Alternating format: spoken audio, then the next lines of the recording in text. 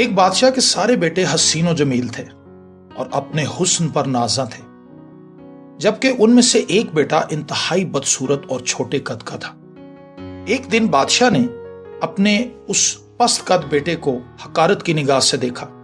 بیٹا اپنی خدا داد عقل و دانائی سے یہ بات سمجھ گیا اور عرض کیا، ابا جان، گستاخی معاف، چھوٹے قد والا بدصورت اگر عقل مند ہو تو وہ حسن و جمال والے لمبے سے افضل ہوتا ہے۔ کیا یہ سچ نہیں کہ کئی بار چھوٹی چیز بھی قدر و قیمت میں بڑی سے بہتر ہوتی ہے؟ جیسے بکری چھوٹی ہے مگر پاک ہے، جبکہ ہاتھی بڑا ہو کر بھی مردار و ناپاک ہے۔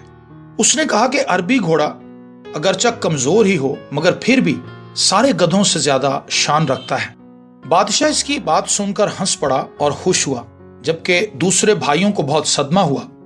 دوستو، اس واقعے کے کچھ ہی عرصہ بعد دشمن ملک نے بادشاہ کی سلطنت پر حملہ کر دیا۔ سب سے پہلے جو شخص میدان جنگ میں کودا وہی اس کا پست قد بیٹا تھا۔ وہ دشمن کو للکارتا ہوا اور یہ کہتا ہوا آیا، میں لڑائی کے دن پیٹھ پھیر کر بھاگنے والا نہیں، بلکہ لڑائی میں تم مجھے خاک و خون میں لتھڑا ہوا دیکھو گے، کیونکہ لڑائی کے دن جو جنگ کرتا ہے وہ اپنے خون سے کھیلتا ہے، اور لڑائی کے دوران بھاگنے والا پورے لشکر کا خون کرتا ہے۔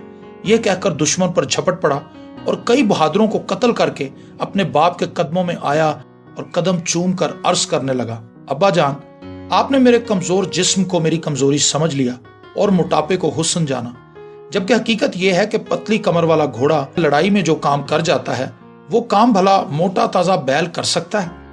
کہتے ہیں چونکہ دشمن کے سپاہی بہت تھے اور ادھر لشکر کم تھا، تو اس لشکر میں سے کچھ سپاہیوں نے ڈر کر بھاگنے کا ارادہ کیا۔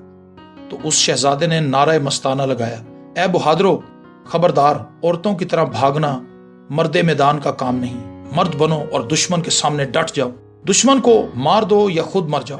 بس اتنا کہنے کی دیر تھی کہ لشکر کا حوصلہ بڑھ گیا اور یک بارگی حملہ کر کے دشمن کے چھکے چھڑا دیے اور فتح حاصل کر لی۔ باپ نے اپنے اس بیٹے کا سر منہ چوما، آنکھوں کو بوسہ دیا، بغل گیر ہوا۔ یوں بادشاہ کی توجہ اس پر ہر گزرنے والے دن کے ساتھ زیادہ ہوتی گئی، یہاں تک کہ اس کو اپنا ولی عہد چن لیا۔ اب بھائیوں نے حسد شروع کر دیا اور اس کو کھانے میں زہر دے کر مارنا چاہا۔ جب کھانا سامنے آیا تو اس کی بہن یہ ساری کاروائی دیکھ چکی تھی۔ اس نے کھڑکی سے جھانک کر زور سے کھڑکی کو پیٹا۔ شہزادہ اپنی ذہانت سے یہ بات سمجھ گیا اور کھانا نہ کھایا اور کہا، یہ تو بہتر نہیں ہے نا کہ عقل مند مر جائیں اور بیوقوف ان کی جگہ سنبھالیں۔ بادشاہ کو اس بات کا پتہ چلا تو اس نے تمام شرپسند بیٹوں کو بلا کر ان کو سزا دی اور اپنے ملک کے مختلف علاقوں میں تمام بیٹوں کو مناسب حصہ دے کر فارغ کر دیا تاکہ فتنہ ختم ہو جائے۔ چنانچہ جھگڑا ختم ہوا۔ ایک مثل مشہور ہے کہ 10 فقیر ایک کمبل میں تو سما سکتے ہیں لیکن 2 بادشاہ ایک ملک میں نہیں سما سکتے۔ اللہ کا بندہ اگر آدھی روٹی کھا لے تو دوسری آدھی غریبوں کو دے دیتا ہے، لیکن بادشاہ اگر ایک ملک پر قبضہ کر لے تو دوسرے ملک پر قبضہ کرنے کی فکر میں پڑ جاتا ہے۔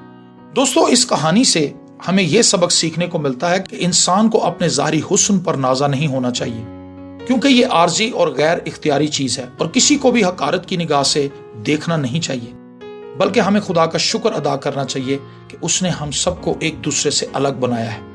ہمیں اصل میں اپنے اندر کمال پیدا کرنے کی کوشش کرنی چاہیے۔